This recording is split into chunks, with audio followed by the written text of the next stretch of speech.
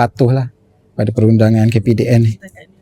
Macam ni jelas lah kan, tanda harga halal pun puan boleh tunjukkan CJ halal. Saya Syed daripada KPDN lah. So saya datang dengan penguatkuasa jahit bersabit dengan bulan Ramadan ni. Saya rasa hotel ni ada buat buffet Ramadan, betul. So saya nak buat pemeriksaan lah, beberapa pemeriksaan berkaitan dokumen dan juga CJ halal pun ada sini. Ada. Boleh lah bagi semua SSN, lepas tu CJ halal semua tu saya nak tengok. Apa baru? Paling test saja. Tapi yang lama ke? Kitchen saya besar je. Betul. Sah sehingga 2027, setahun lagi. Sebab dia list sini makanan dan minuman seperti di lampiran. Kita nak tengok list.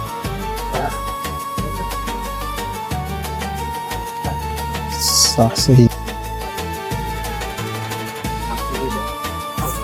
ni kitchen dengan Chinese kitchen. Yang latest punya SSN bukan ni ke? Dia renew kan SSN kan? Tapi dia ada nombor baru lah sekarang kan? Kan? Boleh tak?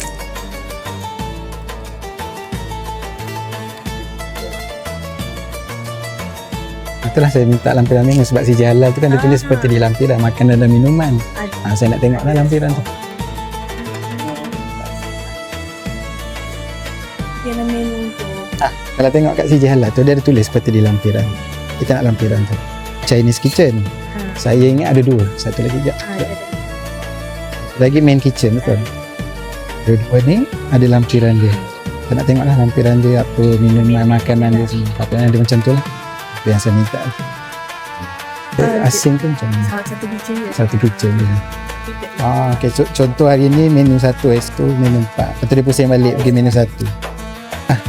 Sehingga 12. Maksudnya masuk 13 tu dan ke bawah dah kira 85. Ada harga lain ke? Sama.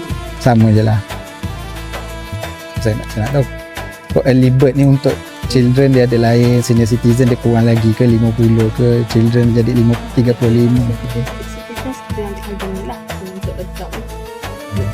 Ke early birds ni hanya untuk adult saja ke? Okey, dan boleh adult. Maknanya early bird ni hanya untuk adult saja. Maknanya kalau early bird pun untuk children pun 45 lah. Betul tak? Senior citizen 65. Tadi saya cek dah valid sehingga 2027. Betul? Bulan 1 tadi kan? Dia ada dua lah. 27 Januari. Best ni KKM kan best ni.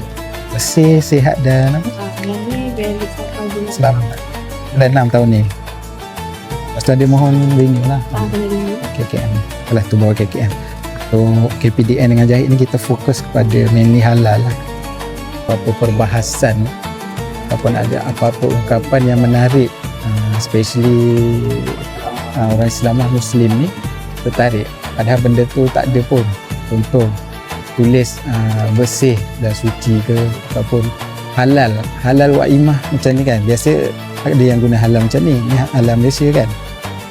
Ada yang guna halal yang biasa pun tulisan yang kosong macam tu. Pernah perasan tak? Yang tu pun tak boleh sebenarnya. Betul. Semua kena melalui Jahit lah untuk Kelantan. Kelantan ni pihak berkuasa berwibawa dia adalah bawah Jahit.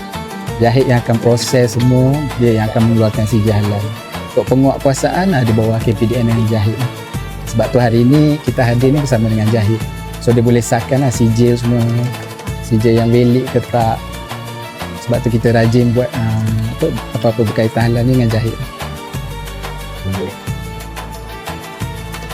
Tak apalah, dia Jahit periksa berkaitan dengan halal.